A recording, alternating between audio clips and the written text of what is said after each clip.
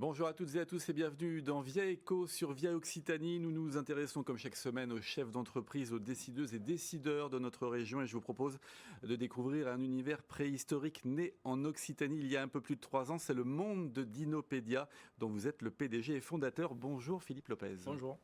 Alors on va le voir, tout est parti d'Alès dans le Gard ou à la Grand-Combe aussi. On en reparlera dans un instant. Vous avez lancé un premier parc de dinosaures animés puis vous avez développé les concepts et les marques autour de ces dinosaures et ça marche. Nous allons nous plonger dans ce monde incroyable. Mais d'abord, c'est traditionnel dans cette émission, quelques dates clés de votre parcours. Pour mieux vous connaître, Philippe Lopez, on va démarrer par votre formation. On va le voir sur ce petit tableau. Un bac commercial d'abord, puis un BTS action commerciale. Puis après, premier boulot, c'est à Domatech Montpellier, 99-2012. Vous êtes commercial pour le groupe Spire Communication, c'est Top Annonce, Nîmes et Alès.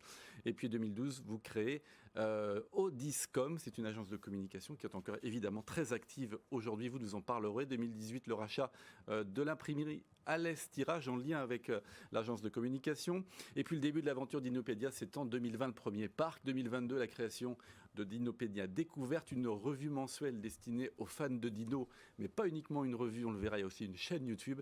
Et puis en avril 2023, la création de Dinopédia Experience, une grotte du côté des Pyrénées-Orientales que vous avez acheter, une belle aventure que vous allez nous tracer. Mais d'abord, et j'ajoute aussi que vous êtes président d'Alès Mécénat depuis peu. C'est quoi Alès Mécénat en un mot? Alors en un mot, Alès Mécénat, c'est un fonds de dotation qui a été créé par Leader Alès.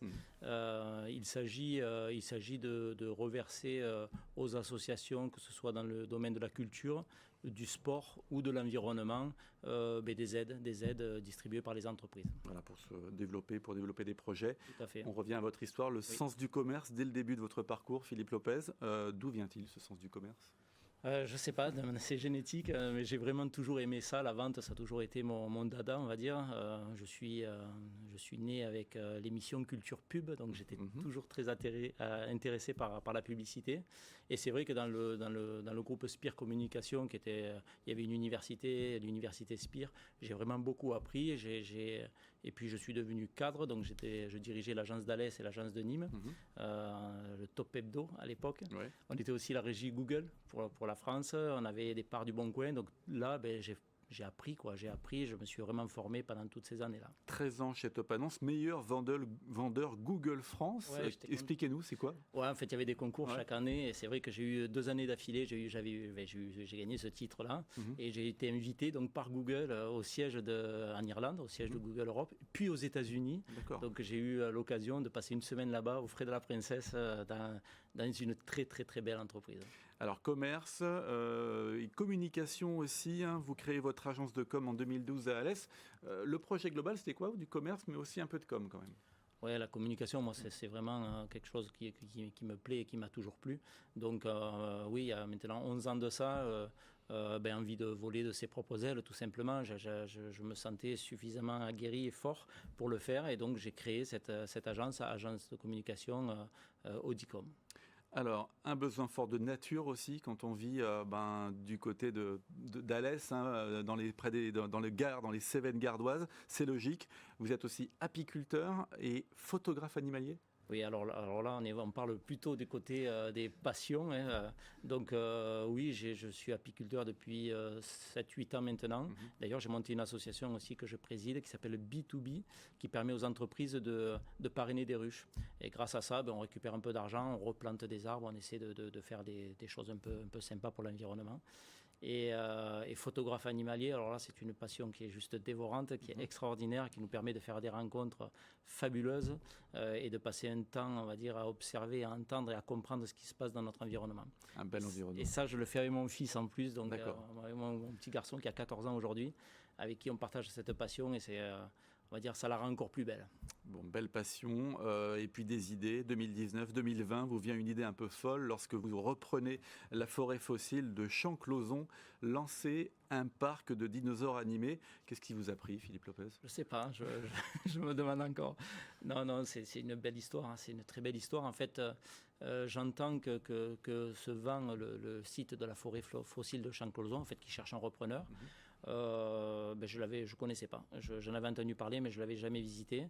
Donc je rencontre le propriétaire, monsieur et madame Souchon, avec qui une vraie découverte. En fait, on s'entend bien, on se comprend. Et je vois je vois le potentiel du site. Alors, pas le site en lui-même, parce que lui, en fait, pour la petite histoire, donc lui, il parle d'une période qui est 340 millions d'années, on va dire, après notre ère. C'est bien avant, c'est 100 millions d'années avant l'apparition des dinosaures, quoi, en gros. Donc, je me dis, c'est bien, hein, c'est un super site, il est classé 3 étoiles à l'inventaire national géologique français. C'est un super site, mais quand les enfants viennent le voir, il n'y a pas le... il manque quelque chose. Il manque quelque chose. Et mon idée, ça a été de dire, ok, on parle du Carbonifère, on parle de l'ère paléozoïque, on va aller voir ce qui se passe juste derrière, le Mésozoïque, l'arrivée des dinosaures. Et là, l'aventure, elle est partie, quoi. On a vu déjà quelques images de cette aventure. On va en voir beaucoup pendant cette émission. Alors, timing vraiment très chaud. Ouverture prévue avril 2020, en plein confinement, premier confinement Covid. Ah oui. Ça a été incroyable. Disons que voilà, on lance l'opération, on lance les travaux, on lance l'aménagement, parce que chaque fois, c'est quand même assez lourd. Il y a des dinosaures à monter. Et puis là, on venait vraiment de naître, nous aussi, avec cette activité-là. Et là, oui, on nous dit, non, vous ne pouvez pas ouvrir, il y a le Covid. Donc, alors après, tout le monde a été à cette sauce-là. Il n'y a pas que nous qui avons été. Mais le problème, c'est que quand on lance une boîte, qu'on lance, on avait juste tout calé là. Et même financièrement, ça a été un moment très, très, très difficile. Il a fallu remonter les manches, comprendre ce qui nous arrivait. Mais on a pu ouvrir en fait en juin. On a pu ouvrir. Vous avez quand même 2 mois de plus pour peaufiner un petit peu l'ouverture. Et en fait, c'est ça. En fait, dans notre malheur, on a eu 2 mois pour fignoler, quoi, et pour fignoler. Donc, et puis il nous les a fallu en plus. Et le succès est immédiat dès la première ouverture, le premier été d'ouverture. Oui, alors je vous avoue que j'avais senti le truc, quoi. J'étais sûr de moi. J'étais sûr de moi. J'embarquais tout le monde avec moi dans cette aventure. J'avais senti que le concept, il était bon. Le seul risque que j'ai pris finalement, c'est d'acheter ces dinosaures-là, parce que je ne savais pas ce qui allait arriver réellement, à quoi ça allait ressembler. Quand je les ai vus, quand j'ai vu les faits, quand ils montaient, à quoi ça ressemblait et tout. Ce sont des dinosaures animés en grandeur réelle, il faut le dire. On va voir des images. Tout à fait. Et du coup, c'est devenu le plus grand parc de dinosaures animés en France. Il n'y en a pas d'autres. Alors en fait, pas la première année. La première année, on était un tout petit parc qui faisait 4-5 000 m² de terrain. Et en fait, devant le succès, on se retrouve devant une problématique. On n'a pas de parking. Et puis on sait que le succès va continuer à monter. Je crois qu'on a fait un peu plus de 20 000 visiteurs en 2-3 mois la première année. Donc moi, je savais que l'année d'après, on allait au moins doubler. Donc doubler, ça veut dire 40. Je crois qu'on a fait 46 000 la deuxième année. En fait, ça passait pas, quoi. Les gens se garaient dans le village, il y avait des gens partout. C'était un peu compliqué. Donc en fait, moi, l'idée, je me suis rapproché du maire de la Grand-Combe en lui disant on va avoir un souci. Et à tous les deux, on est arrivé à trouver un terrain un petit peu plus bas dans la vallée où on pouvait faire un parking pour garer les voitures. Il fallait connecter les deux terrains. Mais il fallait connecter les deux terrains. Et on fait comment ? Et c'est là que ça devient compliqué. Donc la convention avec l'ONF qui a super joué le jeu aussi en termes d'efficacité, parce que souvent c'est des procédures qui sont longues. Bien sûr. Et là, en quelques mois, finalement, puisqu'on a pu rouvrir la saison d'après, on s'est retrouvé d'un terrain de 4000 m² à plus de 10 hectares. Et là, on se retrouve avec le plus grand parc à dinosaures animés de France. On a vu des images. Le concept, c'est quoi exactement ? Ils viennent d'où ces dinosaures ? Alors les dinosaures, eux, ils viennent de Chine. Ouais. On a un partenaire chinois avec qui on travaille donc depuis le début. On a été fidèles, ils nous ont accompagnés, on a travaillé les process, on a travaillé beaucoup de choses avec eux.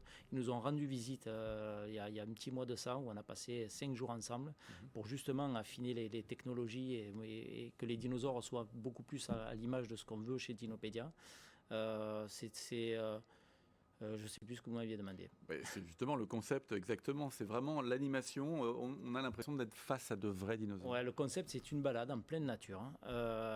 Et on joue le côté immersif à 200%. C'est-à-dire qu'on veut que les gens se retrouvent au pays des dinosaures et qu'on se projette. Et que quand un papa, une maman, un enfant se retrouve devant un T-Rex, ils se disent « Waouh, quand même !» Ça envoie vraiment. Oui. Donc, il y a encore, vous réinvestissez, hein, vous arrivez à convaincre les banques quand même en période Covid. Deuxième saison 2, juin 2021, après de nouveaux travaux ? Ouais, la résilience, c'est mon fort. C'est-à-dire vous lâchez rien. Je lâche rien parce que, en fait, c'est facile quand on a la foi, quand on sait que ce qu'on a et ce qu'on fait est bon. Mais plein Covid, c'est vrai que je suis allé chercher plusieurs partenaires bancaires. Je crois que j'en ai 7 en tout, 7 banques pour arriver à m'aider en fait, on a partagé les risques afin de pouvoir continuer à investir parce qu'en fait, c'est pas le tout d'avoir du terrain, mais il faut l'aménager. Les gens, ils vont pas passer dans une forêt s'il n'y a rien. Donc, on est obligé de faire de lourds investissements pour que tout le long du cheminement, il y ait des dinosaures. 43 000 entrées, vous le disiez tout à l'heure, pour 2021. Saison 3 2022, quel résultat?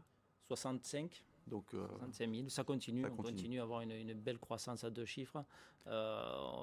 On tient nos engagements, en fait. C'est-à-dire que et ça, je l'ai compris de suite. J'ai compris de suite qu'on tenait la promesse. C'est-à-dire que l'effet waouh et la durée de visite est entre 4 et 6 heures sur le parc.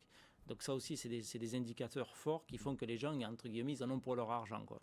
Bon, le monde de Dinopadia, ce n'est pas qu'un parc. Il y a eu d'abord, en plus, il y aura d'autres parcs, on va le voir. C'est aussi un monde que vous avez développé. Dinopédia Découverte s'est créé en 2022. C'est quoi? Alors, Dinopédia Découverte, c'est une société que je considère comme être il y a un magazine, on le voit. Oui, tout à fait. Oui. C'est la caution scientifique en fait de nos parcs. C'est-à-dire qu'aujourd'hui, on travaille avec des universités et j'ai une équipe bien sûr en local qui rédige des articles dans ce magazine-là avec une véritable ligne éditoriale. Vous êtes créateur de contenu. Hein. Alors, on crée tout le contenu, on crée le magazine, c'est nous qui le montons en interne. Mais justement, c'est l'avantage d'avoir une agence de communication, c'est qu'en fait, et d'avoir une imprimerie, c'est qu'on est complètement autonome, ce qui nous permet aussi d'être très réactif et de ne pas, on va dire, subir si on avait d'autres fournisseurs, quoi. Donc, ce magazine, il a bientôt 2 ans. On a des milliers d'abonnés, c'est quelque chose qui tourne extraordinairement bien. Donc il s'appelle Dinopédia Découverte. Et là, je vous annonce en exclusivité, on lance le mois prochain une version junior pour les 3-8 ans, où en fait on garde la même ligne éditoriale, mais par contre on va vraiment simplifier le contenu pour qu'il reste plus accessible. Des jeunes lecteurs qui vont devenir aussi des VIP de votre parc, de vos parcs, avec des avantages très clairs pour être dans les parcs. Je suis tellement fier de ça. Ça, c'est quelque chose aussi qu'on travaille depuis quelques temps. Tous les abonnés de nos magazines, que ce soit Junior ou le magazine classique, vont recevoir là aussi le mois prochain un petit passeport à leur nom. Chaque fois, c'est vraiment très très personnalisé, qui vont leur donner des avantages de fou. C'est-à-dire que le monde de Dinopédia, c'est leur monde. C'est un monde fabuleux, c'est un monde magique. Je considère que c'est leur maison, donc ils ne payent pas pour entrer dans leur maison. Ils ne payent pas pour entrer dans le frigo parce que leur repas est offert. L'anniversaire est offert. On leur fait des réductions dans les boutiques jusqu'à 30% sur les gammes de Dinopédia Découverte. Enfin voilà, on a essayé de faire que ce soit juste incroyable pour eux, qu'ils soient ultra VIP, quoi. Dinopédia Découverte, donc ce magazine, mais pas uniquement, il y a aussi une chaîne YouTube que vous développez, aussi avec des contenus. On va voir un petit extrait, un personnage récurrent qui a l'air passionné. Alors, on n'a pas le son ici, mais moi j'ai visionné quelques vidéos. Oui. Il est à fond. C'est Darwin Junior. Darwin Junior, c'est quelqu'un qui est salarié chez nous, qui est guide dans notre parc, qui est ultra passionné de dinosaures, qui a des compétences de fou. Et c'est vrai qu'on l'a fait tourner, on le voit là sous Argentinosaurus. Et oui, on a testé avec lui en fait parce que alors il n'était pas acteur du tout, il n'était pas mais petit à petit il s'y est fait et aujourd'hui le résultat il est juste incroyable. Et vous savez quoi, on a nos premiers visiteurs fans de la chaîne YouTube qui viennent dans les parcs qui signent des autographes. Donc ça devient une petite star et on est assez fiers de ça. Bon, ça prend, la mayonnaise prend évidemment. Oui. 2023, un nouveau parc voit le jour en Lozère. Vous devenez aussi l'heureux propriétaire d'une grotte dans les Pyrénées-Orientales. Pour y faire quoi? Bon, on a deviné, c'est pour parler un petit peu de cette période et peut-être quelques dinosaures. Oui, c'est ça. Donc oui, cette année a été une année très très chargée, donc 2 lancements. Donc en avril d'abord la grotte, donc à Villefranche de Conflans. En fait, j'ai eu l'opportunité, pareil, par un ami qui me dit, j'ai entendu à la télé qu'il y avait une grotte qui se vendait. Alors moi, je suis allé faire mes recherches. Il paraît que c'est très rare des grottes qui se vendent. Je vais voir la grotte donc dans les Pyrénées, c'est la Cova Bastera, grotte classée au patrimoine mondial de l'UNESCO. Et avec le propriétaire, pareil, ça match super et il me vend la grotte. Donc j'achète la grotte et je me retrouve grottier. Et il paraît qu'il n'y a que 100 familles en France qui sont grottiers. Je suis grottier, donc j'étais très content de ça. Par contre, une grotte classée au patrimoine mondial de l'UNESCO, on ne fait pas ce qu'on veut avec, quoi. Donc il fallait qu'on puisse, nous, faire les aménagements que l'on souhaite, mais tout en préservant le site.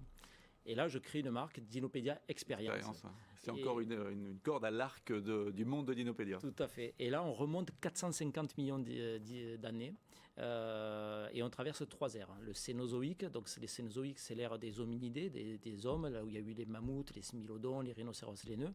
Après, on passe au Mésozoïque, là où il y a eu les dinosaures. Donc ça reste qu'un pan de la grotte. On va voir quelques images de Dinopédia Expérience. Et donc on finit par le Paléozoïque avec les insectes géants du Carbonifère. Et là, il y a toute une balade à faire dans la grotte culturelle où on vient vraiment remonter le temps. Alors, Dinopédia Park, et puis après, on va enchaîner directement. Voilà. Là, c'est des petites vidéos que vous avez produites. Oui. Et on va découvrir la Dinopédia, la grotte, justement. On a créé un village sapien à l'intérieur. Voilà. Oui. Dinopédia Aventure aussi, mais ça encore, c'est encore autre chose. C'est encore autre chose. Ce sont des parcours dans les parcs. Voilà, alors Dinopédia Aventure, c'est un concept de parc dans le parc. C'est-à-dire que c'est une option dans le parc, dans le Dinopédia Park. Donc, c'est possible qu'un jour il y ait des Dinopédia Aventure seuls, c'est-à-dire un mini-golf qui soit créé, mais l'objectif c'est quand même de l'adosser chaque fois. De l'intégrer dans les parcs. Le second parc, j'y reviens, en Lozère, Causse de Mende, c'est quoi l'histoire ? Là aussi, c'est une belle rencontre avec le maire de Mende qui vient visiter mon parc et pour avoir un peu, parce qu'on fait beaucoup de... Alors, c'est pas tout à fait de l'acrobranche, mais sans mousqueton. Nous, on fait que des filets, des cabanes dans les arbres, tout ça. Et il vient voir un peu le concept. Et là, pareil, une belle rencontre. Et moi, je lui dis, c'est le parc entier qu'il faut mettre à Mende. C'est pas que des cabanes dans les arbres. Et en gros, il me dit, ouais, c'est clair, ça a du sens. Surtout que Mende la Lozère est une terre de paléontologie où il y a beaucoup d'empreintes de dinosaures qui ont été trouvées.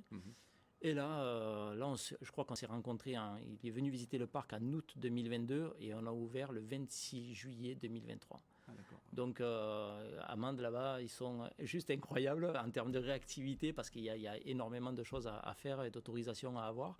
Et là, pareil, on a battu tous les records pour pouvoir ouvrir avant cette fin. Au milieu de la saison et pas trop rater la saison, quoi. Il faut trouver, comme vous dites aussi, un site qui soit adapté aussi à cette période et puis à l'intégration de ces dinosaures animés. Sûr, mais après avoir fait ce qu'on a fait dans une grotte, je vous garantis qu'il n'y a plus rien qui nous fait peur, quoi. Parce que la grotte, quand on arrive dans la grotte, c'est 140 marches dans un couloir comme ça et il faut faire passer des dinosaures de 10-12 mètres de long.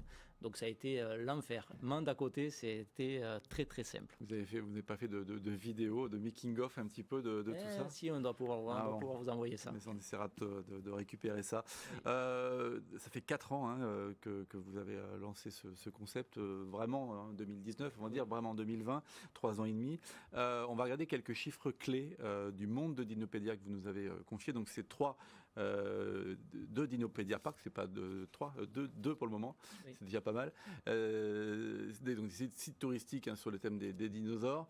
L'objectif c'est 20 parcs, on va en parler, 42 salariés, 4,5 millions d'euros de chiffre d'affaires et puis 80 000 visiteurs sur le parc de la Grand Combe. Donc en 2023, j'ai mis 3 parce que en fait, il y a un projet qui arrive et qui va se lancer. Donc 3, on y est presque. Oh, mais on y est avec expérience, avec Dinopédia Expérience. C'est un parc à thème souterrain, donc on y est déjà. Allez, on compte le 3e, il y en aura d'autres aussi. Un mot de votre équipe, parce que j'imagine qu'il faut une équipe solide autour de soi quand on crée un concept comme celui-là en très peu de temps.